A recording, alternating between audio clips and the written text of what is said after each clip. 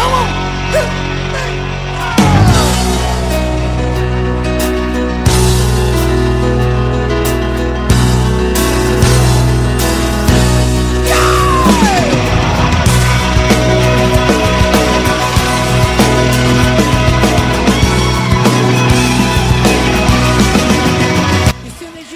Well, good morning. Welcome back to the Broadcast Retirement Network. I'm Jeff Snyder. This is BRN Sunday for Sunday, March 26th, 2023. We've got members of the media, academia, financial services, and government standing by as we analyze all the news and events for the week. So sit back, relax, enjoy this episode of BRN Sunday. But if you're tired of the same old story, turn some pages. Well, we're going to kick off the show, as we always do, with a look at what's happening on Capitol Hill in terms of regulation, litigation, and arbitration, I think, is one we added last week. Joining me on the line, he's one half of the Legal Eagles, Kevin Walsh. He's a principal with Groom Law Group. That's an employee benefits law firm based in Washington, D.C. Kevin, thanks so much for joining us on the program this morning. Yeah, Jeff, thanks for having me on. You know, there's a whole lot going on in the world, so it's always good to talk with the listeners of BRN and your programming, Jeff. Yeah, it's always good to catch up with you, and you and David are always so insightful about what's happening. It seems like things are getting kind of crazy again when it comes to the fiduciary responsibilities. I mean, there's so much going on in the Congress. There's so much going on with Secure. How does it all flesh out for you and David and your clients? Well, so, this week we're going to talk a little bit about, or I'm going to talk a little bit about, because David's not here this week. But I think we're going to talk a little bit about, Jeff, the fiduciary responsibility and the duty to monitor. And the reason that we want to go there this week is because we've been getting a lot of questions from our clients in light of, all that's going on in the banking sector in the U.S. and Switzerland and whatnot, about, what does it mean for a retirement plan? What does it mean for a fiduciary when they start seeing the world get a little weird? And I hope you don't mind my phrasing it that way, as the world getting a little weird, Jeff. Well, no, I don't mind. I think this is very well timed, because people look at what's happening with Signature Bank and Silicon Valley Bank. There's a lot of concern out there. And so if I'm a fiduciary with responsibility over retirement plans, I think the world's getting a little weird, if you ask me. Yeah. So if you were a fiduciary of a plan, then you got to figure out, what are your responsibilities? And you already know you're held to the highest standard under law. You've got a duty to act like a prudent expert would in similar circumstances. And so I guess the question becomes, what you followed all those responsibilities when you made your decision to make an investment option available to participants. So, it's 2018, you were changing our plan lineup. You identified some great mutual funds and CITs. And now we're here in, 2023, and you're starting to hear rumblings about, some of these worries. What are you to do? And essentially, ERISA doesn't require that you guarantee outcomes. So, I think the only way that a fiduciary is able to sleep at night is they recognize that they don't have to guarantee the outcome of an investment. If we had to guarantee outcomes, it'd be a tough world for fiduciaries. Yeah. But instead, there's a duty to monitor investments and to make decisions about whether or not it makes sense to continue to offer investments. And that doesn't mean like jumping in when the market goes down and selling investments, because that could be a mistake if markets come back. I mean, we look at the financial crisis around the COVID pandemic, and I don't know, in March of 2020, it seemed like the world was ending. Now in June of 2020, it still seemed like the world was ending, but it wasn't ending as much in the financial markets. Mm-hmm. So if we look at what's going on today, we think, what are plan fiduciaries doing? Most of the plan fiduciaries that I'm working with are, they're beginning to formulate questions for their consultants. They're beginning to, ask questions, and they're beginning to, explore whether or not, give me a second here. I'm sorry, Jeff. They're beginning to explore whether their holdings hold things that they're less comfortable with. Mm-hmm. And if they do, they're considering, in light of the current blip, do they think it's going to bounce back, or is it time to make a pivot?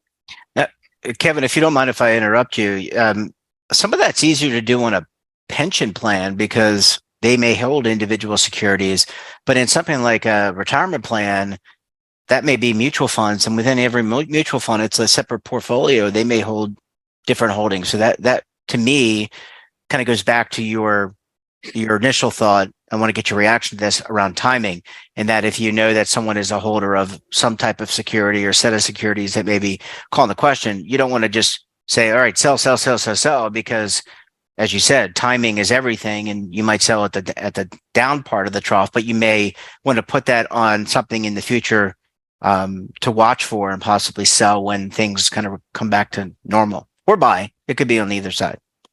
Yeah, I mean, I think you're making a great point, Jeff, which is, if you're a prudent fiduciary, your job isn't to panic. Your job is to, make a rational decision.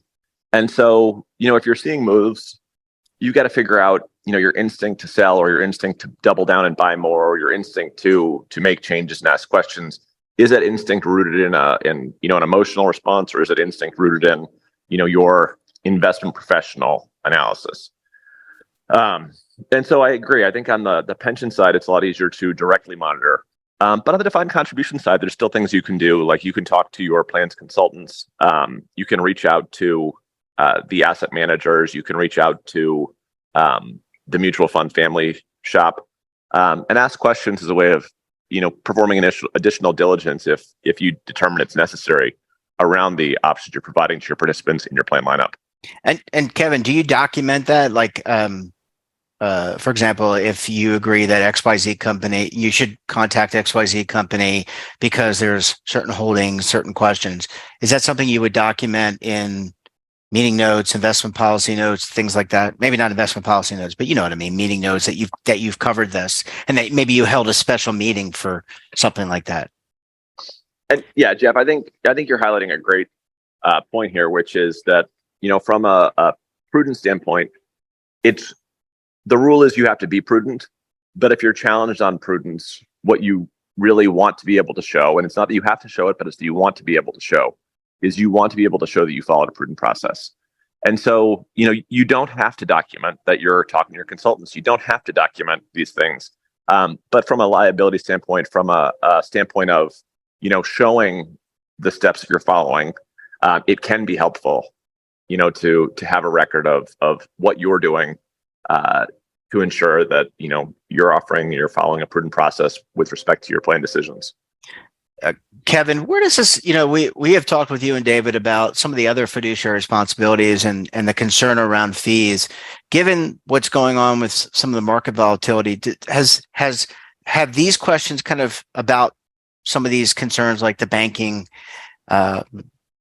concerns, have they kind of risen to the top, at least in the short term, in terms of fiduciary concerns? And has that pushed down, for example, the fee conversation, the data and privacy conversations that me and David have talked about for quite some time?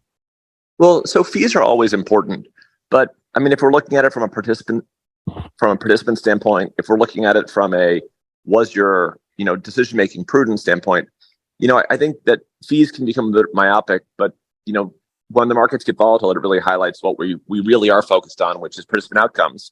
And I've got a really catchy phrase for what we're focused on with participant outcomes, which is expected risk-adjusted rate of return net of fees over an expected investment horizon. Wow, that just rolls right off the tongue. Yeah, I was going to say, I can't say that even twice. It just rolls right off the tongue.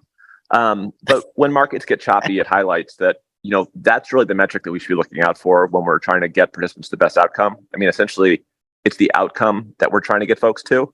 And if you've got investments that have higher fees, but they offer less volatility, or higher fees, but they provide other benefits that lead to better outcomes, moments like this can highlight that sometimes additional fees can be worth it. Yeah. I guess last question. I mean, we could talk about this forever, and I think this is part of the story. And when people listen to the show or they watch our programs, they know this is all one part of one big story, and that's the story of things you have to think about if you're saving for retirement, or if you're running a retirement plan, or doing anything with benefits. I wanted to just give you a softball here. The last question: what's the latest on missing participants, Kevin? I mean, I think the latest on missing participants is DOL continues to investigate it. In the president's budget, there was a line item request for additional funding, specifically for missing participants. So some of that is it going to be used to put together, the agency's missing participant program, which was one of the things created by Secure 2.0. That's one way of looking at the line item request. The other, and it's a bit of a fear, is that it could be used for further investigations into plan sponsors. And so with missing participants, it's important that participants are located. If you're a missing participant, please reach out to your plan, make it easy on them. But I think the missing participant saga is not at an end with our mobile workplace, particularly in a greater work from home environment. Yeah, I mean, we talked to John Scott from the Pew Charitable Trust, I think the week before last, and that the number of non-traditional workers, gig workers, Kevin, it's only going up. And I think you were pretty straight on with really tackling. You and David were straight on with tackling this topic. So I think it's one we're going to continue to talk about. Kevin, always a pleasure chatting with you. Thanks for stopping by and give our best to your colleague, David Levine. And look, we look forward to having you both back next week. We'll talk to you again very soon. Yep. Thanks, Jeff. And thank you, listeners. Have a great week. Thanks, Kevin. Have a good day. Bye-bye.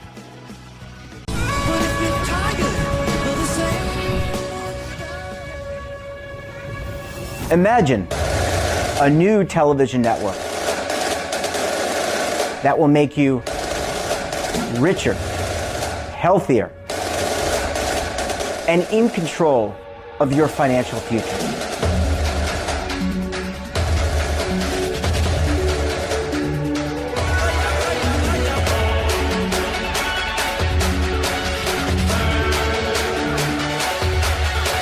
This network is for the policewoman in Nashville, Tennessee, the baker in Dubuque, Iowa, the teacher in Lexington, Kentucky.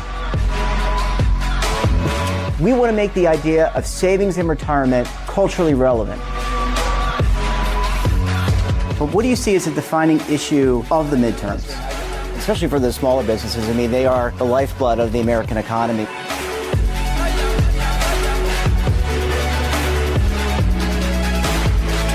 Featuring exclusive interviews, current affairs, and docuseries. 33 years old, you retired early. The philosophy is money only matters if it helps you live a life that you love. But you got to start thinking about retirement as soon as you get in. The Broadcast Retirement Network will drive very high engagement with premium partnerships. So this isn't retirement and savings for your parents or grandparents. This is for all Americans. And we're going to change the way you think about money.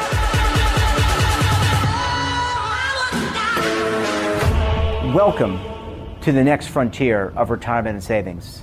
This is BRN, the Broadcast Retirement Network.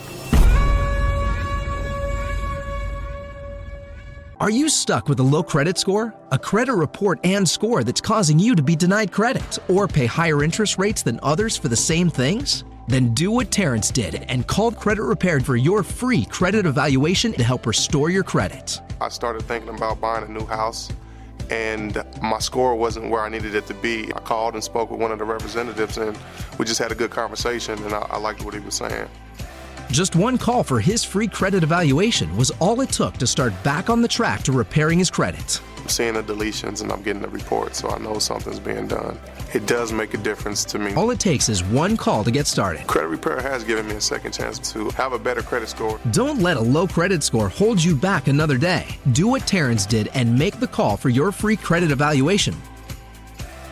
Call 800-819-4152. That's 800-819-4152. Again, 800-819-4152. Welcome back. Now we're going to shift our gears, talk a little bit about the markets. Lots going on. I got to tell you, lots going on with the Feds, Signature Bank, Silicon Valley Bank. Here to break it all down, he's the lead anchor for the TD Ameritrade Network, Oliver Rennick. Oliver, thanks for spending a few minutes with us this morning. Sure thing, Jeff. Okay, where do we start? Maybe we start with Monday. No, I'm kidding. Sure. What do you? Maybe we start with a general sentiment about the market. Get your general sentiment about the market. Well, the short-term momentum in the stock market has actually been quite positive.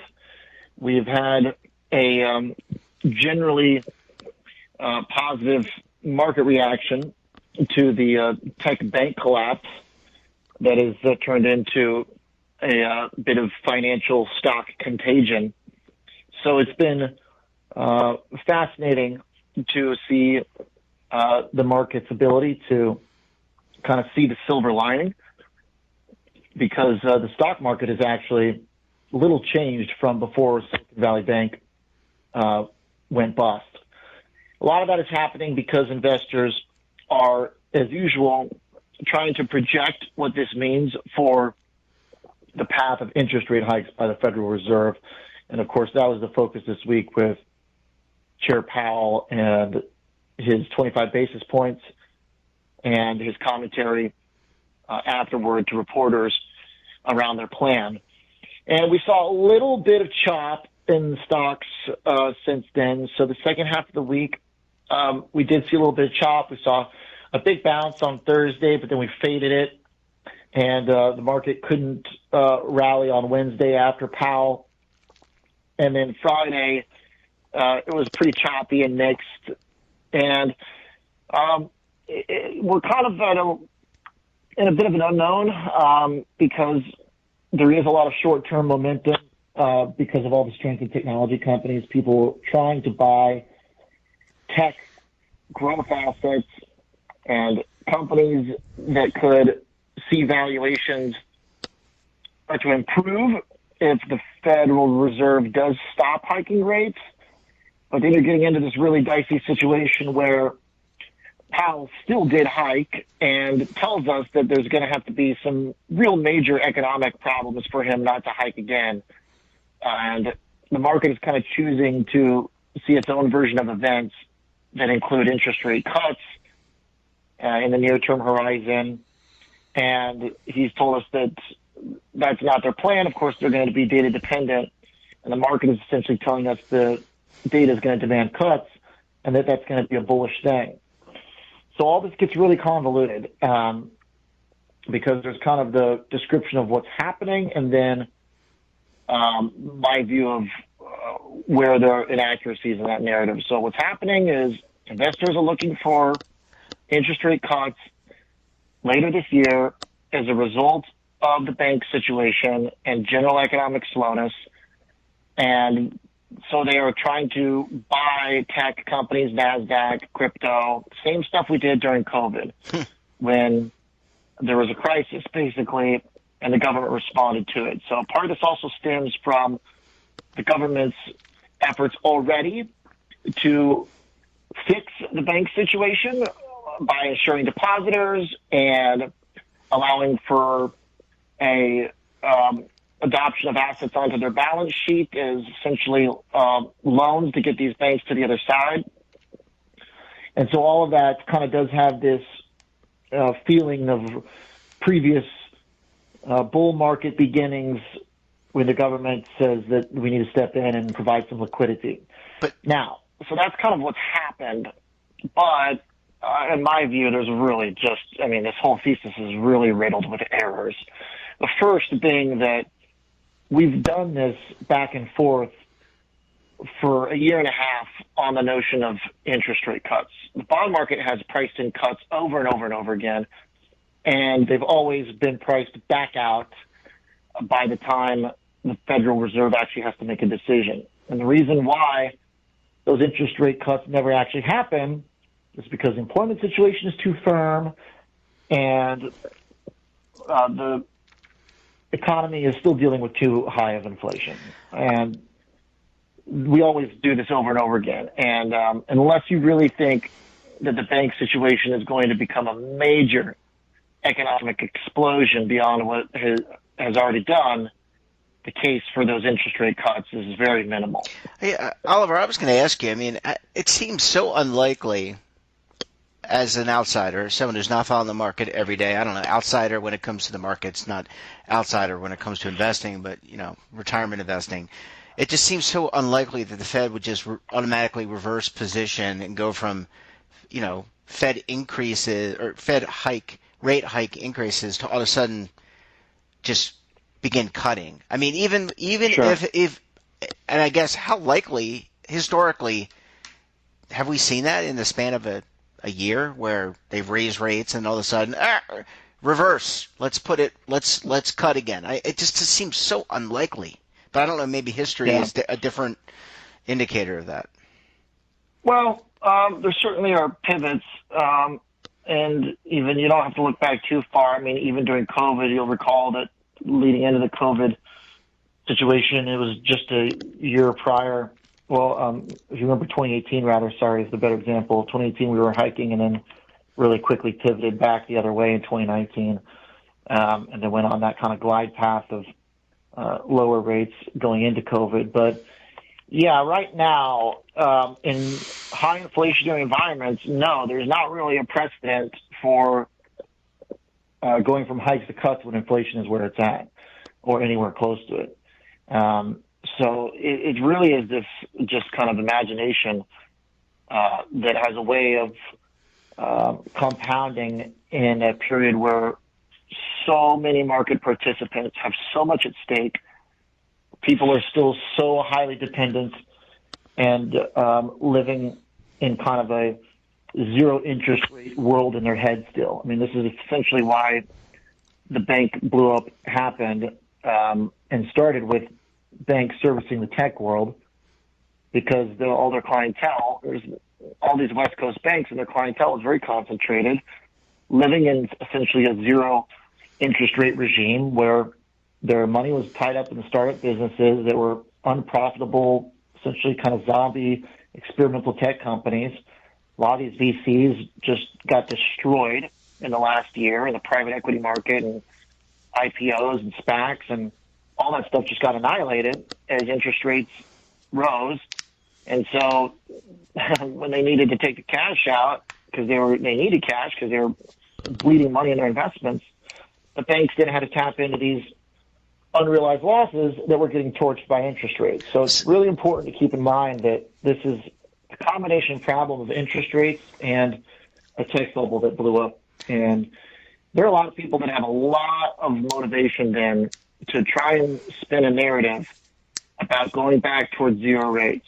And you really have to keep this in mind, because the number of people that benefit from a higher interest rate environment in the short term is quite low. Most people benefit in the short term from higher stock prices, speculative assets going up, rates going down. But there is very much an argument that long term the economy needs to go through a period of higher rates. So yeah, I mean, it does seem that's almost where the narrative comes. Yeah, I mean, it just seems. Your question, I mean, it just seems like you remember the GameStop conversation a couple, I don't know, maybe 2 years ago, right? You and I were talking about GameStop, and you talk up a stock, and it almost feels like that. And we still haven't. I still haven't asked you about. And we don't have all day, unfortunately. I could talk to you for hours to get your opinion, but a lot of this feels like very speculative. The banks, feels like 2008, just in a different flavor. It's not the flavor of mortgage-backed securities. It's not the flavor of, giving people loans maybe that they couldn't afford to pay back, a speculative housing bubble. But it feels very similar, looking from the outside, to that. And but fueled by this, as you said, the speculative aspect around venture capital and technology. So, am I wrong about that? Am I just misguided in terms of my thinking, or how are you looking at it? I guess maybe is the more important question. Well, there's still likely some very big differences between what's happening right now in financials and what happened in 2008. That's probably hopefully there's a big gap between today and then, but still, yes, people have an association with that period, and so you can have so they're very sensitive around banks. But what's important to realize is that over the last year and a half, we've seen a huge amount of stress in all kinds of different sectors, and it began with tech because that is where a lot of the more experimental business models were, unprofitable businesses, and poor performing assets. And so that moved its way through the entire market ultimately, where we have seen companies that are weak companies suffer as a result of tightening economic conditions that the Fed has been pushing through higher interest rates. So banks really can.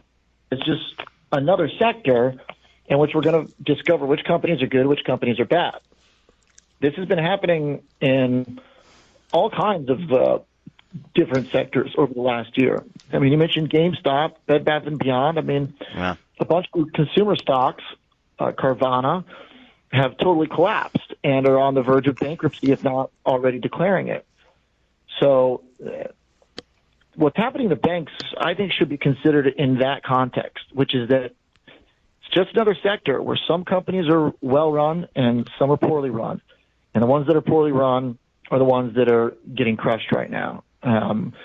Deutsche Bank, Credit Suisse, having major stress. I mean, these have been the weakest bank for a decade. And just like we're going to separate the wheat and chaff in tech, consumer, and every other sector, we're going to do it in banks as well. It's just that banks have a stigma attached to them because they connect to every part of the economy. Yeah. Well, I don't know. It feels very similar. I guess my point, and I'll let you go in a minute. I just want to get your reaction to this. I guess my point is that, 2008 was really, I know it's a different symptom, but the root could be that, were the regulator, who was watching this? Were they watching it? How do you get to a point where there's a run on a bank, that run then begets runs on other banks, right? I mean, that to me is and I certainly don't think the American taxpayer, if I'm the American taxpayer, I'm like, well, these people screwed up, they made the wrong investment, I shouldn't have to pay for that. I don't know. But I just, did we learn the lessons? You shouldn't have to. That's part of the response here by the government is that, I guess one could argue that at the end of the day, anything that as a government expense comes down to the taxpayer, but probably would have been a lot worse off if the wrong banks continued. I mean, for the most part, I think we're going to find out a lot of this is pretty idiosyncratic. Mm-hmm. So much of it is very psychological. And basically, these first banks that started that were at the top of the waterfall, Silicon Valley, Silvergate, and Signature, these banks, they may have operated within the rules. So to your point, like, yeah, we're looking, I'm sure our regulations could and maybe should change. It's not really my area of expertise. They were operating within the law, but I can also operate within the law as a portfolio manager and be a terrible portfolio manager. I can operate within the law as a CEO and be an awful CEO. Mm-hmm. And the evidence is pretty compelling that there were some really poor choices made at these companies, lack of diversification, visible leverage that went underappreciated, and ignorance of market correlations that their heavy tech clients would be very closely tied to performance and long-duration assets. So just a lot of stuff where so much writing was on the wall. Apparently they never responded to it. So then as a knock-on result, people start going through the whole financial sector and go, oh, well, what else is bad here? And then guess what? They show up at Deutsche Bank. They show up at Credit Suisse. And they probably should. If you look at a chart of Credit Suisse, I mean, it's a decade long in one direction down. Deutsche Bank has been littered with all kinds of problems over the last 10 years. So most likely, hopefully, and what I think is that we are going to be looking back on this as a period of productive destruction like we do with pretty much every other sector in a period of economic tightening. And that's just part of the game. That's what is supposed to happen when you go through these periods. You have to clean out the excess. And as the saying goes, when the tide goes out, you find out it's swimming without shorts. That's a good one. I like that. Well, we're going to find out. This is a great conversation, Oliver. I really appreciate you making a few minutes. Enjoy the rest of your weekend, and we'll talk to you again very soon. Thanks, Oliver. You got it. Thanks, Jeff. Bye-bye. And that wraps up this episode of BRN Sunday. Have a topic of interest, someone you think we should talk to, drop us a line. And don't forget, for all the latest curated news and lifestyle, wellness, finance, tech, so much more, all in one place, check out today's edition of our daily newsletter, The Morning Pulse. Want to search our archives, check out our latest content, we'll visit our website, and of course, all of our streaming partners. We're back again tomorrow for another edition of BRN AM. We'll have a very special guest. Until then, I'm Jeff Snyder. Stay safe, keep on saving, and don't forget, roll with the changes.